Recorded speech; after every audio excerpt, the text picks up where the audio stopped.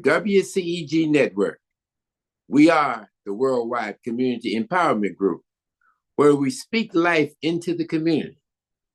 You can log on to us at WCEGtalkradio.com, or you can watch us live on Smart TV, Roku cable channel, YouTube, Facebook, and LinkedIn. I'm William Bill Edwards, the host of Wisdom Wednesdays. For the next hour, I am pleased to have a very special guest, the illustrious Dr. Charles Steele Jr., President Emeritus of the Southern Christian Leadership Conference. Our topic today is diversity, equity, and inclusion. Where do we go from here? Doc, how you doing? Oh, I got to call you Mayor. That's you my man. Bill, I'm doing great, sir. It's just good to have the opportunity because you and I used to talk a lot. Yes. And we had a good friend named Reverend Love. Yes. And so we always had good terms in terms of conversation. Yes. Well, you would say we talk. You talk, I listen. That's usually the way it is. Just in case somebody was born on a rock somewhere, tell us a little bit about yourself, your upbringing, and things of that nature. Well, I'm from Tuscaloosa, Alabama, and little country boy, born and raised in Tuscaloosa, Daily Bottom. I came out of the bottom by the big ditch, Bill. The big ditch was our recreation center. We go down there and get those minnows, and we thought we were big time fishermen. But anyway, after that, we moved across town because of urban renewal. I like to call it urban removal, but they put African Americans on West Tuscaloosa primarily. But the point being is that I grew up around some great leaders. One in particular, Reverend T.Y. Rogers. Man, could he preach. And he was good friends with Dr. King. And we own the funeral home next to the church now. But at that time, my daddy was working at the funeral home.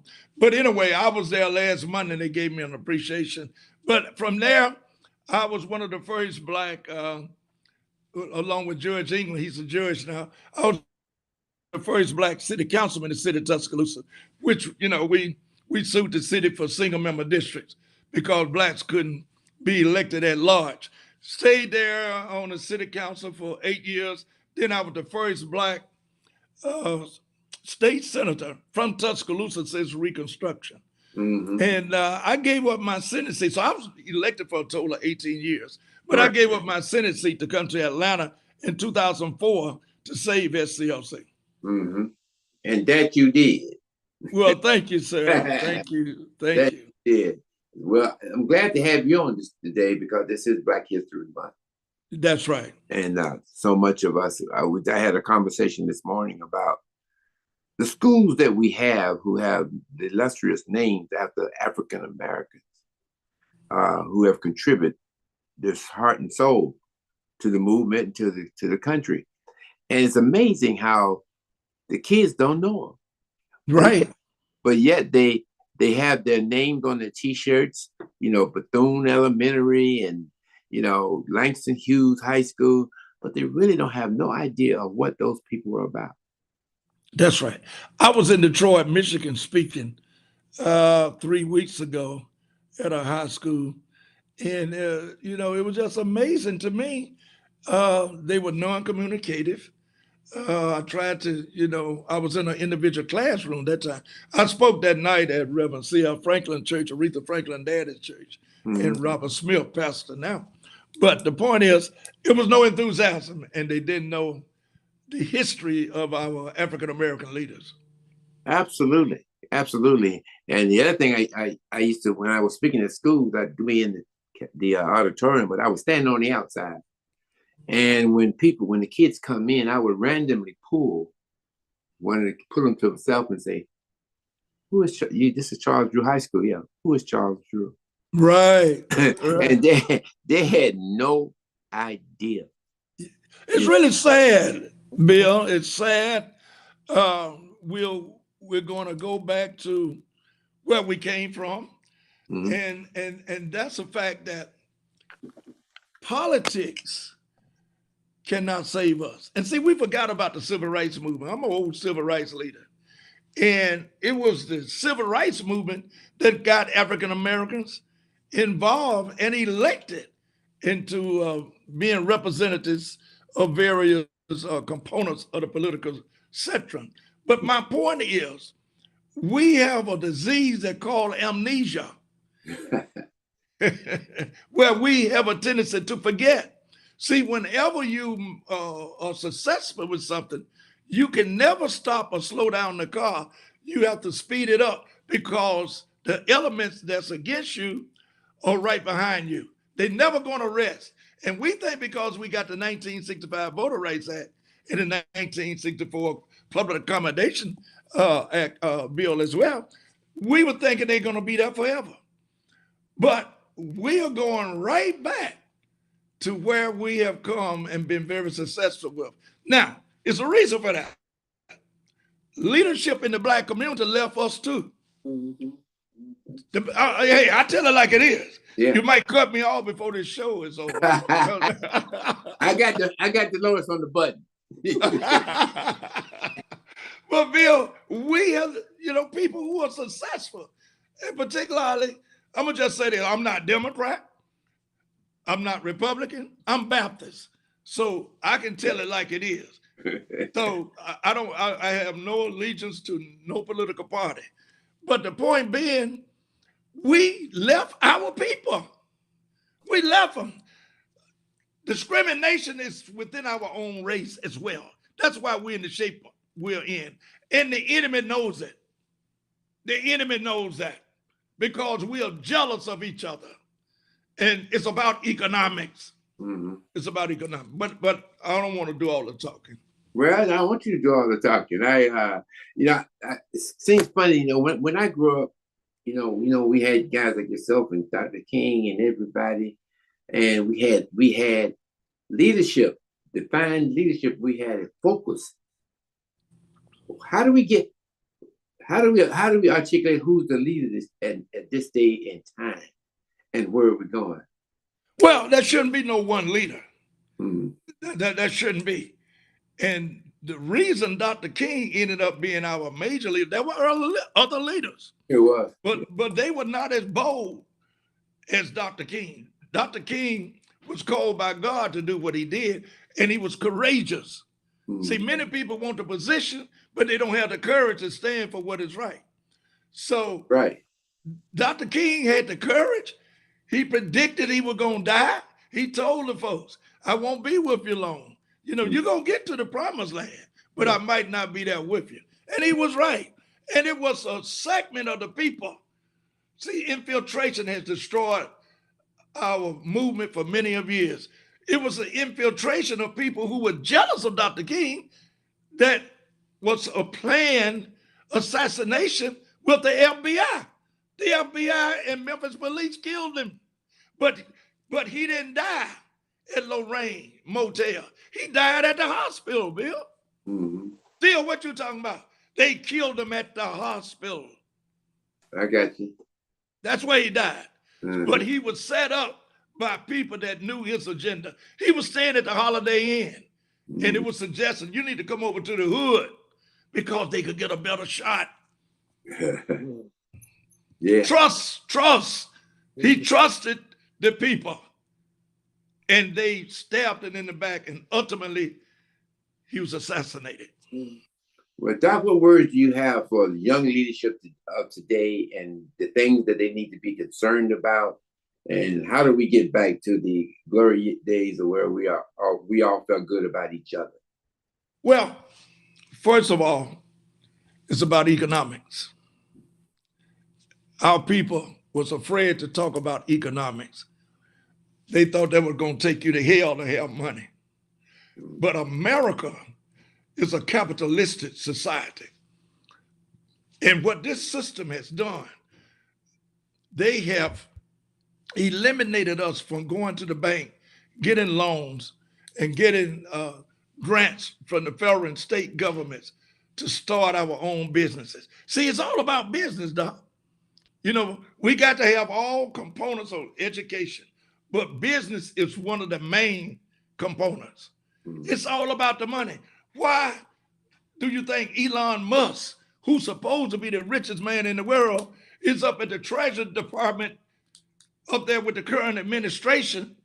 Because it's about the money. He didn't go to the welfare department. He didn't go to the legal department. He went to the Treasury. But he's up there infiltrating the government, which killed Dr. King. I said it. The government, Dr. King said, is the enemy. It was the government that enslaved us. See, you can't be no leader and be out here shaking and jiving and scratching when you ain't itching and laughing when it ain't funny. You can't lead like that. You got to lead with the truth. And I rest my case. Can't be scratching and itching, Doc. No, you can't do it. You can't do it. So the young people today who know everything to a certain degree, but have less experience than other folks, what do you think we're going with that? Well, first of all, I'm president of SCLC right at 20 years, national president. Built the building named after me. Steele, what else can you do? Got to go back and save it again. So I went back a second term and saved it. But I ain't going back a third term. But this is the problem, Doc. When I bring young folks into my office and I leave like I got to go to the restroom or whatever, I slowly eavesdrop on them, listening to, man, I want this seat. I want to sit where he's sitting. I ain't going through all that mess. See what I'm saying? So most young folks are not in tune of paying the price like you and I and others. I paid my way all the way up, without having a place to sleep. When I came to Atlanta, I was sleeping in my car because SCLC had no money. And I spent all my wife money, $800. So I was sleeping in my car. I was homeless, but I had a brand new house back in Alabama. But nobody knew it but me. My body was aching, but God called me to do this. So what am I saying? It's a process to success. Now, the other problem is somebody bringing the drugs and the guns into our community. Who are they? I don't know. But I suspect it's somebody in high places and another form of slavery. So when you get a cat in a corner, what that cat gonna do? That cat gonna come out scratching. So we must realize, I just got in from Jerusalem just before Hamas came in, 2 weeks before Hamas came in on Israel with that attack. My wife was invited by the First Lady of Israel to do a tour of women in the Bible. And we were there just before Hamas attacked. But Bill, this is what you're not going to get off of major networks, CNN or NBC or any of them. Israel was getting ready to have a civil war. A civil war. And Hamas over there licking their chops. And Israel was fighting. Guess what they were fighting over? This side over here, Orthodox Jews, and 4 other sets of Jews over here fighting each other, Doc. They were fighting over the name of Jesus Christ. Well, the Orthodox Jews were telling Netanyahu, if you don't pass a law or bill that says that anybody speak the name of Jesus Christ in public will go to prison for 3 years, we're not going to support you. So while Israel is out there fighting among themselves, here Hamas come because they said, now we got them. Came in on no gliders, no paragliders, quiet and smooth. That's how they got in. Israel is known for some of the best technology in the world. Why they didn't attack this? Because they were too busy fighting each other. Why did I say that? I said it in my hometown last week when I spoke. You can use this as an example with African Americans, black folks. When you fight among yourselves, the enemy know they can take you back 60 years. They can take you back. Nobody's saying nothing. We lost the 1965 Voter Rights Act under President Barack Obama. Did you know that? He didn't say nothing. The 1965 Voter Rights Act, June the 25th, 2013. So when we didn't say nothing on that and had a black president, they said, oh, we got him now. We got him now. Chipping away, chipping away, chipping away. Now they're taking everything away from us, and primarily from the banking system. And then, I don't know, whoever administration, I don't want to harsh on one and say they're responsible for everything. But on this particular administration, they came out with the philosophy for the financial institutions who were stealing money from the poor people in the housing scandal. They were getting rich among themselves. And the point was, they did not go to jail because the philosophy was too big to fail. So we give them the money back. And my amendment to that, too big to fail and too big to go to jail. Let me steal a bowl of soup. Let me steal a loaf of bread down here on the corner. You have it all on every newspaper. Dr. King, representative in his position as president, CEO of SCLC, now President Emeritus, stole a loaf of bread. And these people stole a loaf of trillions of dollars. How do you come back that? Educate the people on it. Mm-hmm. Let's go back, well, not go back, but let's talk about this whole concept, in terms of what's happening in the country. People are now shouting, we want to have our own. We're going to boycott some places, but we don't have our own stores. We don't have our own pharmacies. What's the reality in a boycott where you cannot go? Like right now, one's going on with Lowe's, right? I don't shop at Lowe's that much anyway, but one's going on at Lowe's. What's the alternative? The alternative, you got to go ahead. Go ahead. Where is the next step? How do we get to where? Well, first of all, you got to know your history, the historicity of who we are and the leaders who came before us. How did they fail? How did they succeed? First of all, you got to know the history. The history of Dr. King is very significant. Dr. King said America has 3 ills. There's 3 ills in society in America: racism, poverty, and military. You see that down on the southern border, how the military is being called in without a process, just inhumane treatment of people. Racism is alive and well, and most black folks are afraid to talk about it. How you gonna get ill from your sickness when you go to the doctor and your heart bothering you and you tell them you got a headache? Ain't nothing wrong with your heart. It's gonna get worse and ultimately you're gonna die. So we don't know the facts. And when you learn them, you're afraid to speak them out. The fact is America is guilty of racism. And that's what the problem is, number one. Dr. King was killed for 2 reasons. Number one, his objection to the Vietnam War.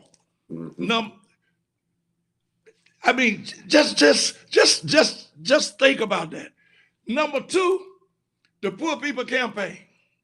What is the Poor People Campaign all about? I've been in the Poor People Campaign all my life, trying to help folks and sacrificing. Those are the 2 reasons that Dr. King was killed, because he said, after he passed the 1965 Voter Rights Act and the Public Accommodation Act in 1964, Dr. King said, I forgot something. And Harry Belafonte said, what did you forget, Doc? I forgot economics. We'll never be free without economics. And Dr. King said, America is too rich to have any poverty. That's what the problem is. That's what I'll tell young folks. It's good to go and get an education, but what kind of education are you getting? You can get several educations at the same time. One of the education you ought to get is out of vocational education. Building something, the skyscrapers the contractual aspect of construction. I was flying to Cleveland, Ohio last year, twice a month. Sherwin-Williams, the biggest Right. paint company in the world. They building a skyscraper, 70-story building, downtown Cleveland, Ohio. This is up south, y'all. Ain't no up north, it's up south. Because we're down south, but they up south. When you see these constructions going on, Bill, there's always at the top what you call a partnership of the construction mentor. These are the multimillionaires and billionaires. And guess what? At Sherwin-Williams, they had 9 partners at the top, raking in all the money from the government, local, state, and federal, and also private. What are you talking about, Steele? Nobody black at the top of the partnership. All blacks was getting was subcontracts. We want to be at the top in the partnership of economic development and construction. Well, that's even now. Even some of our bigger, larger black firms, they became prominent because they took the sublease and took the contract from the white contractor. Right. Even today. That's right. Also talking about the beloved community and how beloved community. My point is, though, is that we'll get there and we'll say, well, we not want to go to certain places because of whatever issue is, be it DEI or whatever it is, right?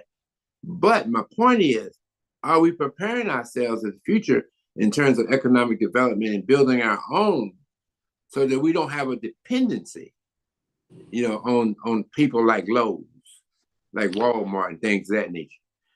I don't see us getting there. Because they took vocational education out of the school. But white folks go through a program called apprenticeship. Yeah. That you don't know nothing about. They took vocational education out of our schools. Politics is all about who's going to get the money. You know that. I know that. Because we've been involved for many of years. Politics is all about who's going to get the money. And with the last campaign with the Democratic Party, I'm so disgusted. There was no money spent or invested in the black community. Because I made some contacts and called some folks at the top. Hey, do y'all realize what's going on? When I was going and running for office, Bill, as well as yourself, until I went in first in 1985, but until I would say 15, 20 years ago, that's when things changed, when Dr. Lowry was told by a leading contender, national leader, I won't call his name, when he said, Doc, we need some money to get out the vote. And the person running for the office said, Doc, we ain't got no street money. He said, what you say? He said, we ain't got no street money. So what he was talking about, y'all ain't got nowhere to go, no way, but to vote for us in this particular party. So when they did that a couple times on a couple races, everybody who's running for those offices said, we're not going to invest in the black community because they ain't got nowhere to go but to vote for us. But guess what? 10 million people, black and white, who could have voted in this last presidential election, 10 million stayed at home because the party left the people. Politics has never freed the oppressed. So it's time for us to do our thing now. We got to rock and roll now. We got to rock and roll and get some attention that we ain't going to take it no more. And can't no one person do it. Can't no one leader do it. We all have to work together and do it simultaneously. Mm-hmm. Well, we're faced with this whole concept of DEI now. Affirmative action. I don't know why they want to call it DEI. Yeah, I got you, Doc. Yeah. But when you look at the facts where, when you DEI, the highest recipients of DEI is white women. All right. That's who won the case in terms of the civil movement. I told a TV station in Alabama that yesterday. White women benefited from the civil rights movement more than anybody. It was white women. So what I'm saying is that we must realize that this system is not for us. And also, Bill, after every 300 years, your history will tell you a democratic government collapses.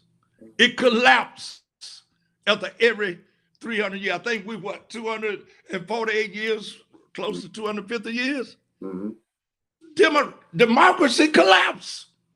Why? Because it's not doing what it should be doing. First of all, you need to be healed from being a racist. All of the citizenry of include some black folks. There's some black folks who are racist. See, including all of the white people, and all white folks not bad. We wouldn't be here today if there wasn't some fair-minded thinking white folks. There have been some white folks who've been supportive of us, and many of them have paid the price. Right. They call them nigger lovers when I was coming up. But the point being, they would tell me, Charles, I can't lead the march, but I can support you another way. So what are you saying, Steele? We as a people, and it starts in the church. It starts in the church. Put me in the pulpit, Reverend. Let me tell you where we are. Racism.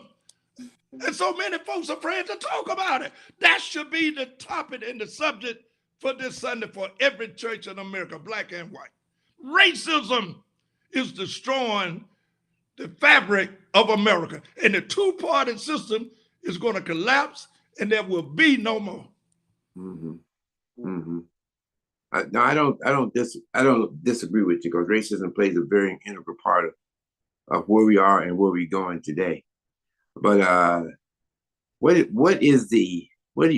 feel is the bottom line effect that they want to achieve with this diversity, equity, and inclusion? Well, people we elect to office ought to be speaking out. Yeah. I don't hear nobody speaking out. People in Congress should be speaking out. They should be calling a meeting and see it's too much money moving and going through a system that's infiltrated with taking care of each other and not the rest of us. For money.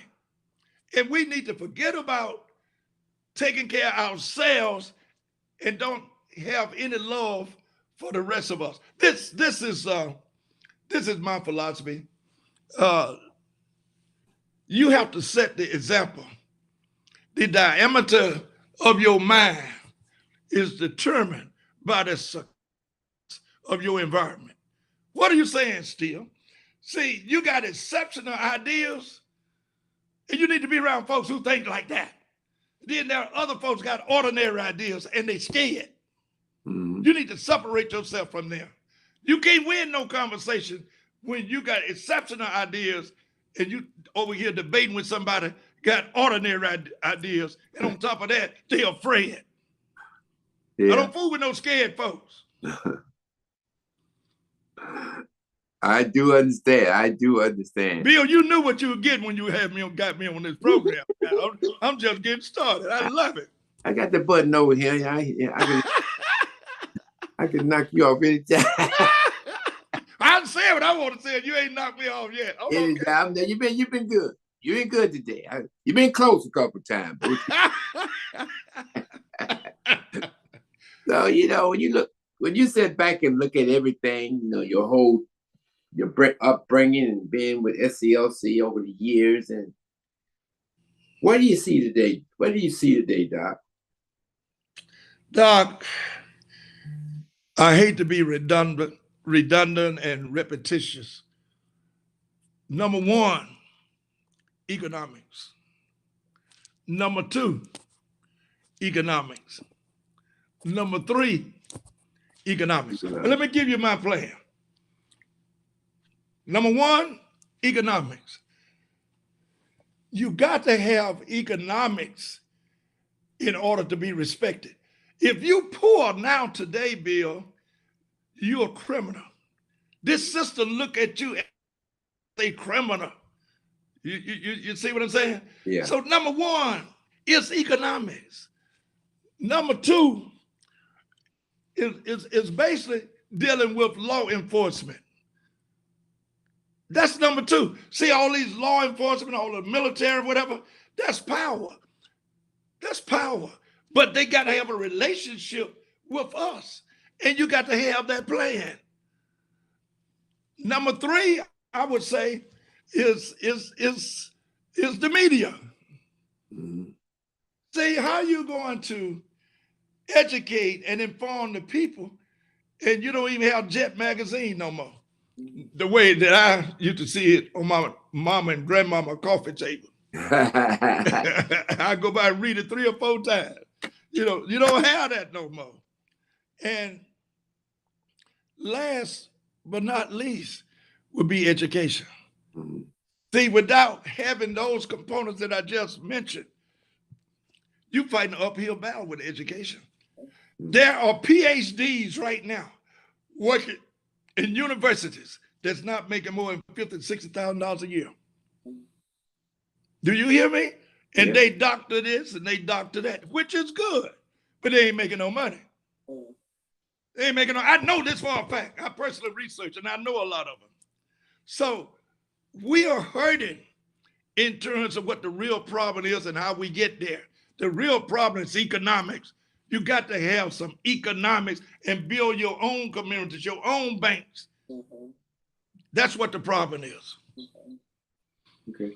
And that's a problem. But talk about I'm still a little bit concerned. How do we get there? We can say that. Is anybody going to loan us money? We are from wealthy families. How do we get to where you're talking about? Well, collaboration. I'm glad we don't have, huh? I'm glad you said that. Go ahead. Yeah, collaboration. But let me show you about the banking system. You can have A1 credit and you still won't get a loan.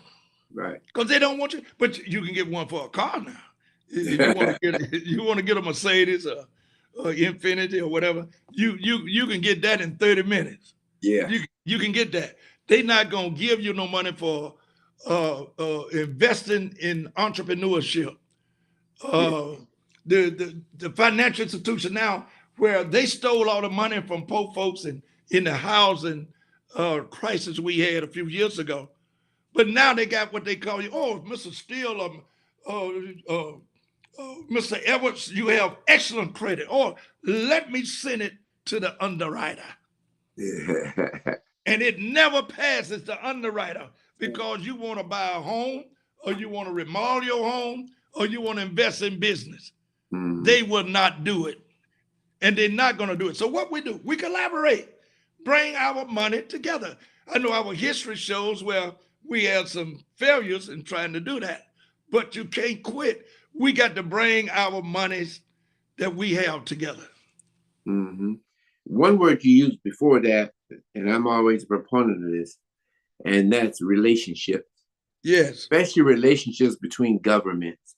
No matter whether you're Republican or Democrat, Christian or whatever you are, governments, you go reach across here for government, you're talking about an issue. All right. And sometimes those other things do not buy into that issue. Relationships have become very important. Right. You can't do nothing without relationship. And as you know, Bill, I built a building there on Auburn Avenue. It was actually 20 years ago. Mm-hmm. I built the SCLC International Headquarters. Yes. And the way I did it was on relationship. Mm-hmm. People who had money. Mm-hmm. But nobody black invested in it. Oh, okay. You see what I'm saying? Nobody black invested. They were all Caucasian. Mm-hmm. But I had built no relationship for many of years, mm-hmm. Not overnight. And I heard so many young folks going through the barbershop and all that. Man, I want mine now. I can't wait. I've heard them say it. Then I asked one particular person, why do you like the man that's in the office now as president? Because he's a gangster. Uh-huh. He didn't say it because, he represents a certain quality for black folks. He said he's a gangster. I said, but he's a racist. but he's a gangster. Mm-hmm. So I'm hearing you talking, and when we talk about this DEI stuff and where we go from here, it looks like you're saying that one of the best things to do is to promote self-sufficiency. Absolutely. Among ourselves, and which becomes how do we relate that to our people? How do we get them involved? You know, how do we get them to collaborate with each other to fulfill that goal? Well, most of the people that's working right now can't afford to miss a check. There are some people who go to work every day with their family with them after they get off work, sleeping in the cars.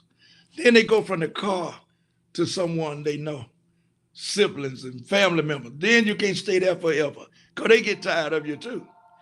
It's just a fact. Then you leave there, then you go to one of the sleep-ins, one of the hotels, motels, where devastation is there among everybody.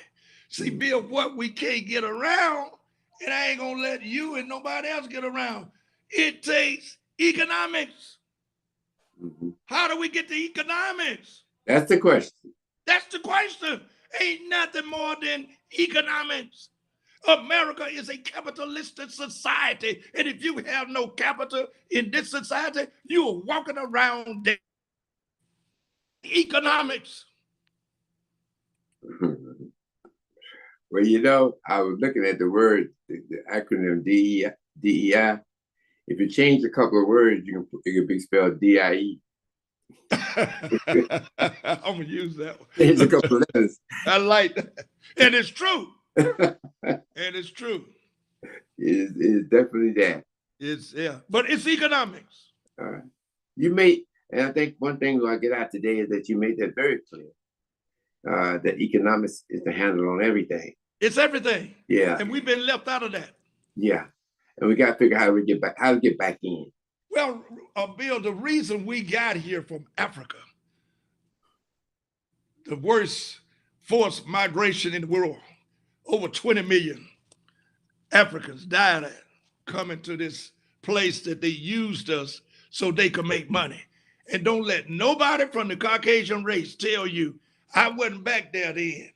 I didn't have nothing to do with it. Yes, you did, because you're benefiting right now from slavery.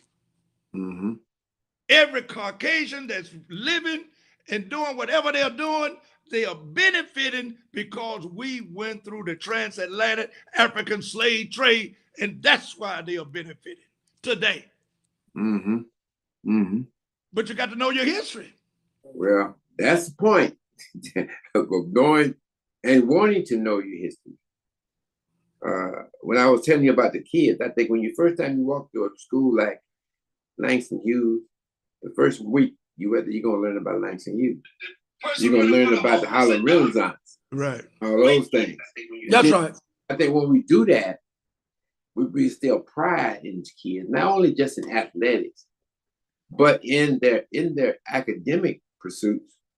Because I went to Langston Hughes, I want Langston Hughes. I know who he is. I know what he went through, and I wanted the school to be something as a reflection to him. Because you're from Jacksonville, Florida. I'm from Fort Lauderdale, boy. Yeah, Jacksonville. Close enough. Yeah, no, Fort Lauderdale, no whole difference. No, Jacksonville, that's South Georgia. Well, Doc, I tell you, it's been great, man. I enjoyed talking to you. And listen, and having you here on Black History Month, you know, has been great. What is Black History Month significant to you for? What is it to me? Yeah, how significant is it to you? Very significant. It's so significant that Black history is not a month with me. It's an hour and a daily thing. Yeah. We have to live it every hour, every day with Black history. Black history to me is the courageousness of one who's willing to die.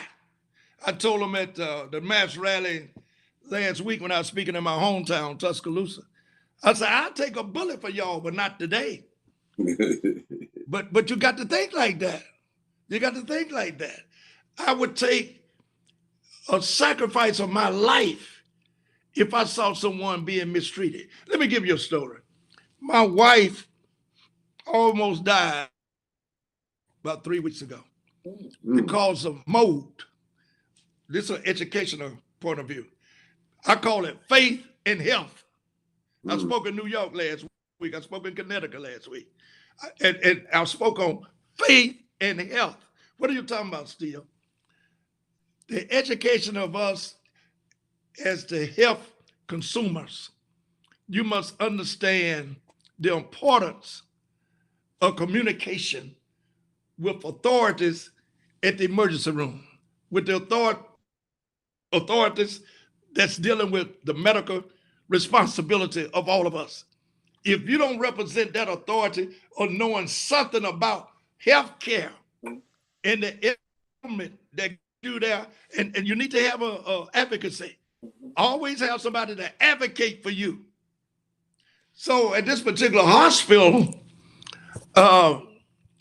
my wife was losing her kidney. We didn't know what it was. She was disoriented, didn't know where she was. Her whole body was aching. And I took her to maybe 4 or 5 different hospitals. And I got her to this particular one, and I had scheduled an appointment because she was just deteriorating, fastly every day. But this is my point. When I got to the appointment, they told me that I was 15 minutes late. And I tried I can curse folks out without using profanity. I'm good at that. I don't have to use no profanity and still get my point across. Yeah. I told them, do you know who I am? I'm the man that sacrificed and got you your job. I'm the man that sacrificed, and I was a state senator, left Alabama to come over to save Dr. King's organization. Do you know who I am? I'm in his position. You better get me a specialist. 2 specialists ran out. Do you hear me, Bill? Yeah. Had I not gotten that kind of attention, see, everybody can't be on Charles Steele or Bill Evans. Everybody can't do that. But you got to advocate and stand, because that's just one example of faith and health. Because if you don't have your health, none of this other stuff mean anything that you and I are talking about. So if you can do it with the health communication barrels that we experience from day to day, because they'll put you back. I went to one hospital with my wife dying. It was 5.5 hours before I got to see a doctor. I said, that'll never happen again. And they sent her back home. So this is my point. You have to advocate on all aspects of society. Just like I talked to the folks at that health center, wherever I was, I need to talk like that at the banking system too. Start right there with the teller. The teller's, oh, you talking to me? Well, go get your boss. Go get your boss. Yeah. And then when the boss come out, well, who your boss? Go get him. We let too much get by, Bill. Yeah. And I'm just one advocacy person, but I ain't taking it. I will speak out, and I'm going to get to the bottom. And guess what the end result was? All the employees, about 10 of them, in that particular situation said, can you do us a favor? Can you get us Dr. King's birthday off for a holiday? I won them over. Well, when you talk about the medical field, Doc, I got to mention this, and something that's been undergirding for a long time, and that is the number of African-American kids that are in the medical profession seems to decrease each year. Right. And we need to have a turn in that. Right, absolutely. Yeah. Well, just like we advocating for what's taking place with the federal government, you got to advocate for all of these components. All the way, you see now, it's all the way down. One is no important than the other. They all are important. When we didn't stand up and they gutted in 2013 and you had a black president, and you didn't stand up when Section 4 and Section 1, I say you, I'm talking about all of us, black, white, green, blue, whatever, who believe in fairness of people. When we didn't stand up, I was there. 50 people with me at the U.S. Supreme Court when they gutted Section 4 and Section 5 of the 1965 Voter Rights Act. I was there, but it should have been 50 million. But when we let them get away with that, here they come with all of the other things that they're eliminating from us. It ain't by no accident. They know we're complacent and that we're not working together. Mm-hmm. That's what the problem is. Mm-hmm. And they know we jealous of one another. Mm-hmm.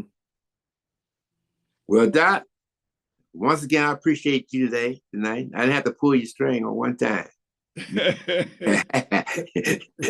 You did something different. You tried to behave tonight. But thank you for having me. Thank you for having me. Listen, this is Black History Week, and a month, and you're much part of the Black history as we know. Thank you. All that you've done, and I want to thank you for that. If nothing else, thank you. Being the courageous person that you are, and speaking truth to power wherever you go. The job is we still got a job to do. We got a lot. Yeah, we got a lot to do, Bill. And Bill, it's globalized. I'm all over the world, Doc. Mm-hmm. You're talking about Berlin, Germany. Mm-hmm. Got an office there. You talking? I had one in Moscow, Russia, until that man acted a fool. Because I was working with Mikhail Gorbachev. I was working with him. Gorbachev was my friend. Then I went to kill Ukraine, and then Rio de Janeiro, Brazil, all over the world, in Jerusalem. I had an office in Bethlehem. Mm-hmm. International, man. And you know what all of them are saying? Don't y'all start fighting, because when y'all give up, we give up. When y'all win, we win. It's a globalization of freedom. Well, you're still a young man. Oh, you got that right. 78 years old and just getting started. You just getting started, Doc. Yes, sir. You do. And once again, we appreciate all that you've done. Thank you. I share myself and this with Dr. King called the Beloved Community. That you have supported for so many years. Yes, sir. SCLC back to where it needs to be. Yes, sir. Was a tremendous task. And you tell that beautiful wife of yours I said hello. I will. You know, she said you got to be the one to lead us, Doc, into politics now. I'm telling you, she always admired you for that. And whatever the plan is, we're with you. I got you. I'd like to see you in the Oval Office. That's where I want to see you. Now you wait a minute. Hold up now. Hold up with that Oval Office stuff.